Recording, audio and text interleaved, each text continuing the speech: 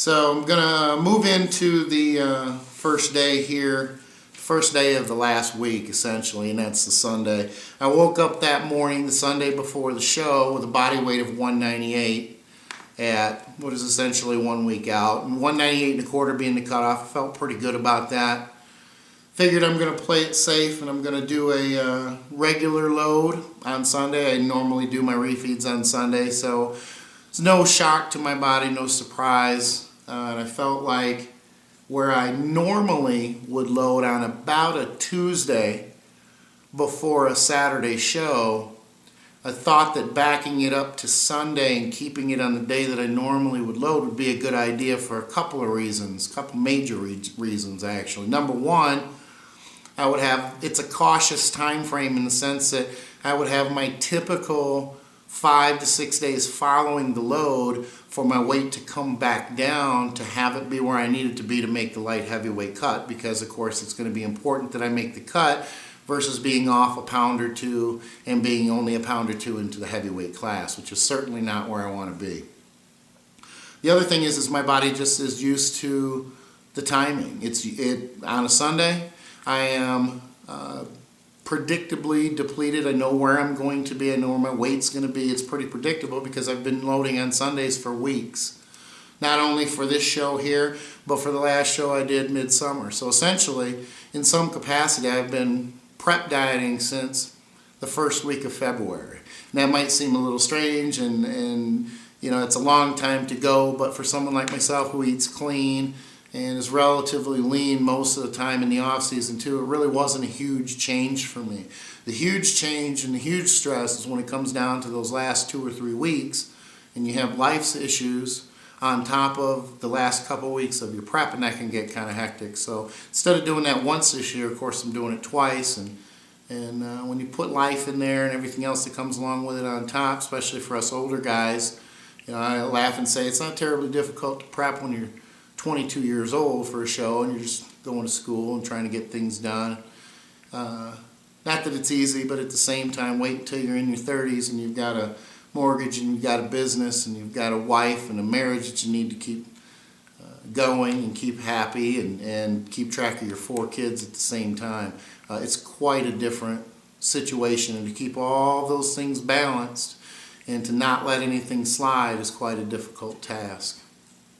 So anyway, get my 18-hour load on Sunday per usual.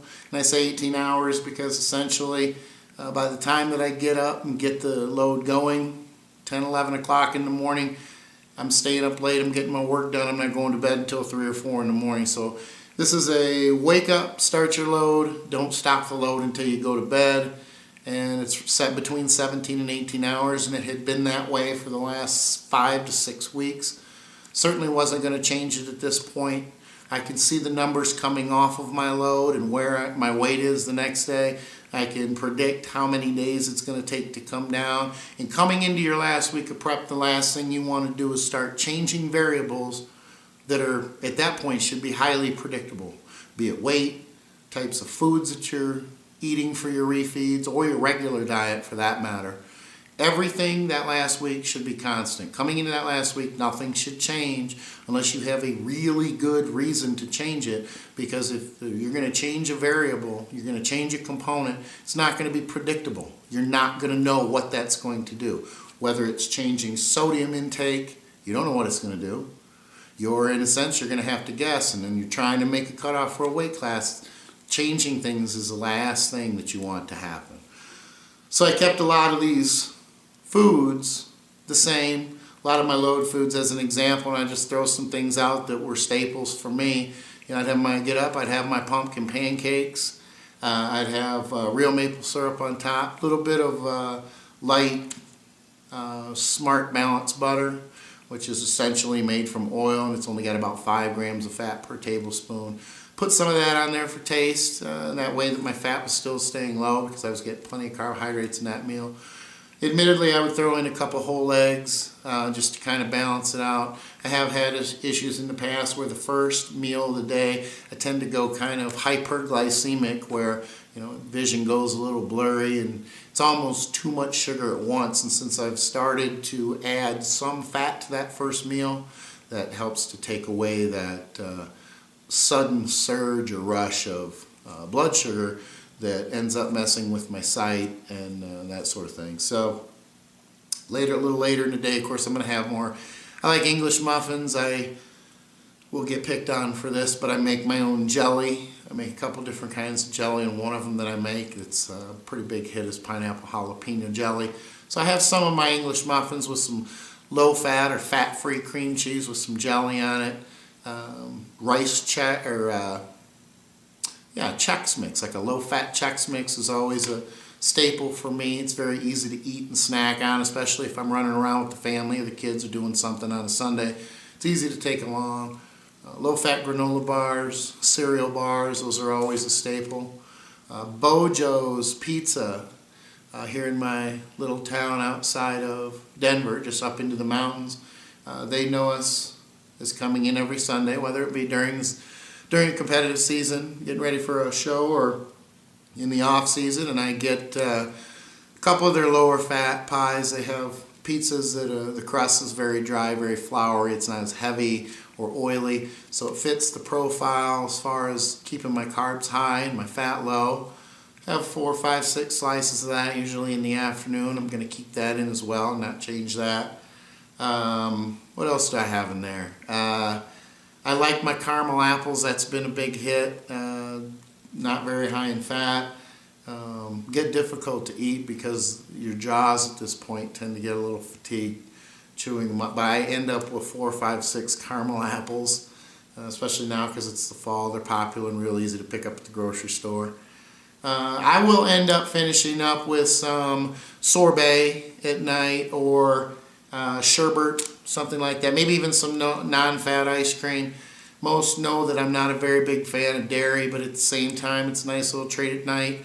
There's a change of pace. And at that point, I've been going with my load for 12, 14, 16 hours. I've pretty much had it with the big sugar items like pancakes and syrup, stuff like that, even though I sometimes do come back to some low-fat waffles later at night with some syrup.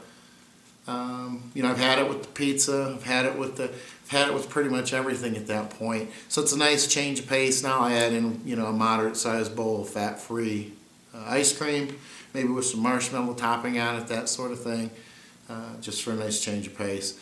I'm going to snack a little bit more. But essentially, I'm just pushing, like anybody else who knows and does their skip loads hard and fast and getting close to a show. You're just going to push as many carbs as you can. It becomes a job, in a sense. It's not very much fun after the first meal or two of the day, and it becomes a chore to eat that much food. But at this point, it's a necessity, not only metabolically for this last week, but I need to fill out. I need to get as full as I can. I need to get full to the point where I spill, and then of course we're going to clean up the water in time and get my weight down to make the cutoff by the time it's time to step on the scale Friday night. So on Sunday, I don't train on Saturdays or Sundays. I still do my cardio on Saturdays, my one session. I don't do any cardio on Sundays. I don't tan. I don't do anything except refeed on Sundays. That's part of being older and having a family and everything else too. It's just easy to set that day aside, focus on eating, take a little bit of a break. I don't even do much client work on Sundays unless someone has a show. May get on later at night on a Sunday night, get everything taken care of and get a jump on Monday, but that's about the extent of it. So I'm not going to train on Sunday. My training days are going to be Monday, Tuesday, and Wednesday, and I'll, of course, get into my training and what I do for training here in just a minute. At this point, my cardio has ceased. It's the Sunday before the show. I've stopped my cardio. My last cardio session was Saturday, and to allow my legs to fill out and catch up and not be beat up come time to hit the stage, I'm going to let them rest outside of the obvious one leg session that I still have to do on Tuesday. I'm not going to do any more cardio and just kind of let them rest. So as far as water intake, which is the only other note that I have here, my water intake isn't going to change at this point. It's not going to change throughout the last week until I decide some point on Friday what I'm going to do with it. If if I need to cut it, if I need to taper it down, that sort of thing. Not a big fan of tapering, but I'm going to cut it at some point on Friday, usually later in the evening, closer to bedtime. But that's not going to be determined until later in the week when I see what my condition is, whether I'm holding any water, whether I'm close to the cutoff for the weight class, things of that nature. So right now my water is still going to be a constant. You know, I'm usually right around, on non-training days, I'm usually right around about 9 liters. Usually run close to a liter with a meal, and I run about a liter in between meals. I do like to cut my water a couple hours before I go to bed so that when I do go to sleep, I'm not bothered by having to wake up 4 or 5 times to go to the bathroom to pee. So I cut it a couple hours before I go to bed. That'll help to taper out, and I only have to get up a couple times at night to go to the bathroom. Of course, it depends on the length of time I'm sleeping. The longer I sleep, the more I have to pee. When it gets this close to a show, my leanness and the way that my body runs and how efficient it's running allows me to really only need about 5 hours of sleep to function efficiently. Any more than that is great. If I get 6 or 7 hours, that's great. It doesn't usually happen though. So anything under 5 hours, if I do that for a couple of days, I start to run on empty. But 5 hours works for me well when I'm lean, dieting, when I'm not, when I'm fat, and if I happen to get fat in the off season, I can't seem to get enough sleep. Of course, your sleep, the heavier you are, the less efficient your sleep becomes anyway. So you could get 10 hours and feel like you still need another 3. So the only other thing that I have as far as notes is I have a couple scenarios for later in the week. It's very possible. I mean, I could make a mistake and for the first time not make my weight class. I've never missed a weight class, but that doesn't mean that it can't happen.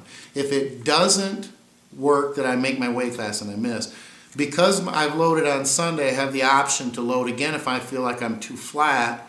I can load because it's been a week. The last thing you want to do is try to load the morning of the show if you've loaded 3 or 4 days prior, because you should be full at that point. And logic will tell you that if you're going to load and you're already full, then you have a chance to spill very quickly. You're not going to go the intake. No matter if your water's under control or not, if you're full, your glycogen stores are full, you have the chance to spill. And if you have the chance to spill, of course, anybody knows, as soon as you start spilling on the day of the show, there's no going back.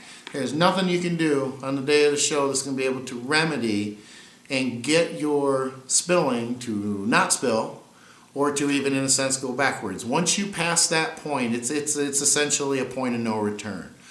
So, being that I'm loading so early in the week on a Sunday, if I happen to flatten out, by the time the weigh-in is done on Friday night or even Saturday morning before the show, I have the option to again load and help myself to fill out a little bit. And that's whether I make the weight class or not. Quite frankly, it just comes down to condition. Am I flat? Now, the question does need to be asked, am I flat from a lack of water? Or am I flat because I have not taken in many carbs throughout the week? That one's pretty easy to tell if you got any experience at all in doing this, and that is if you have to drastically alter your water plan or cut it early or do a lot of diuretics, and that causes you to flatten out in the last day or so, then it's likely that it's a water issue. So if you flatten out from a water issue and you start to load thinking that it's a carb issue, you can have spill issues.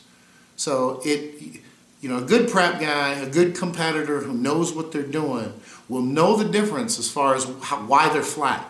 Is it water or is it carbs, or potentially it could be both?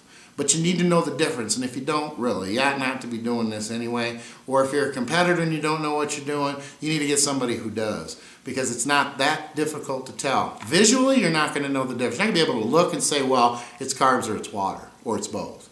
You're going to have to go back to the plan of what you were doing, maybe not even just last week, but several weeks, to be able to see the patterns and know what that body's doing, why it's flattening out, what the plan was for water, whether there's a lot of diuretics. What the diuretics are matters too, whether it's aldactone, whether it's a loop, whether it's a diazide, that sort of thing. So all these things that need to be taken into consideration to figure out what the plan is.